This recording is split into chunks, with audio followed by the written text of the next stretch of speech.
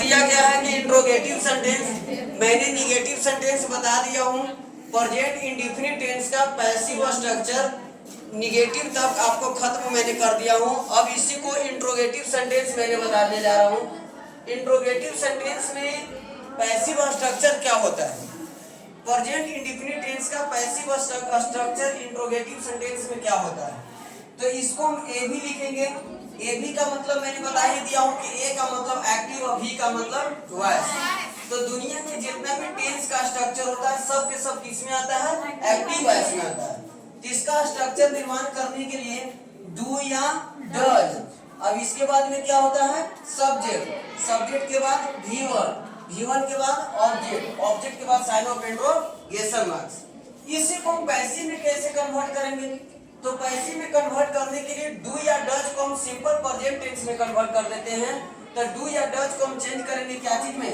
M, is, are plus subject, subject के बाद V3, V3 के बाद बाय, बाय के बाद एजेंट, एजेंट के बाद sign of interrogation.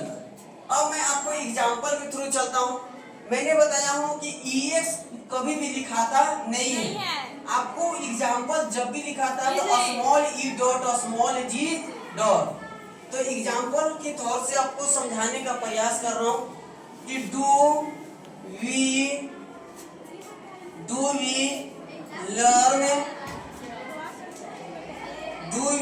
Learn English.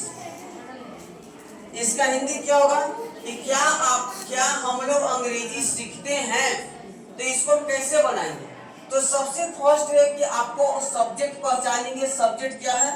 We, और ऑब्जेक्ट क्या है? इंग्लिश। तो सबसे फर्स्ट है कि ऑब्जेक्ट को, यानी ऑब्जेक्ट को हम क्या चीज में बदल देंगे? सब्जेक्ट में।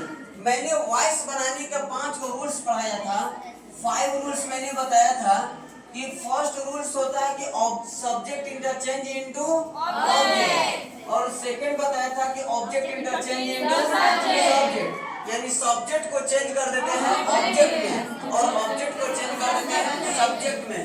थर्ड रूल होता है हमेशा कौन सा वर्ब का प्रयोग किया जाता है? Helping verb.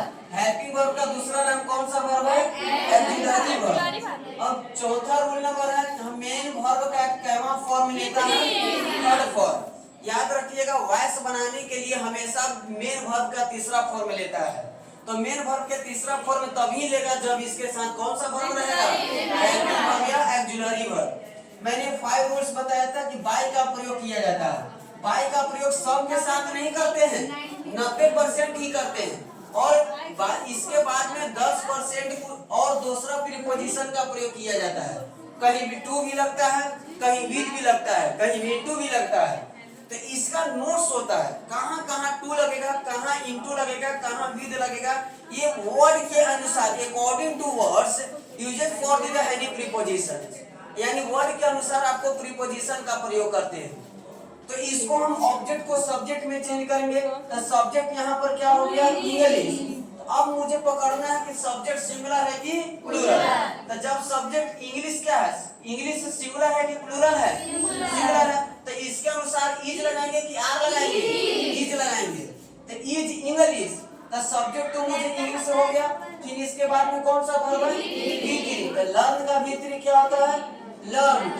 अब इसके बाद में क्या लगाना है? बाय। अब वी का ऑब्जेक्ट केस क्या होगा?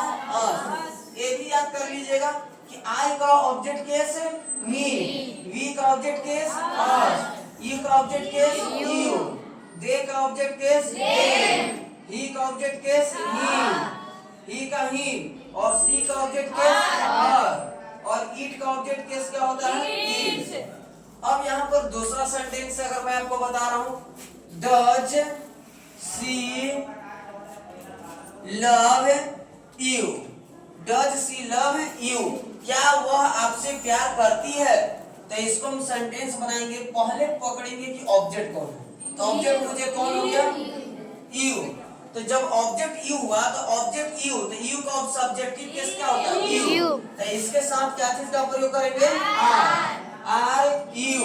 और लव का भीतरी क्या होता है? लव। अब इसके बाद में बाय, और सी का हर। Any problems? तो इसी प्रकार से आपको इंट्रोगेटिव सेंटेंस है, और इंट्रोगेटिव सेंटेंस बनाने का आपको कई तरीका होते हैं। फिर इसके बाद WH वर्ड चलता है, फिर इसके बाद इंट्रोगेटिव के साथ निगेटिव स्ट्रक्चर आता है। तो इसको आप सही तरीका से उतार लीजिए, इसके बाद मैं आपको अगला बताने जाऊंगा।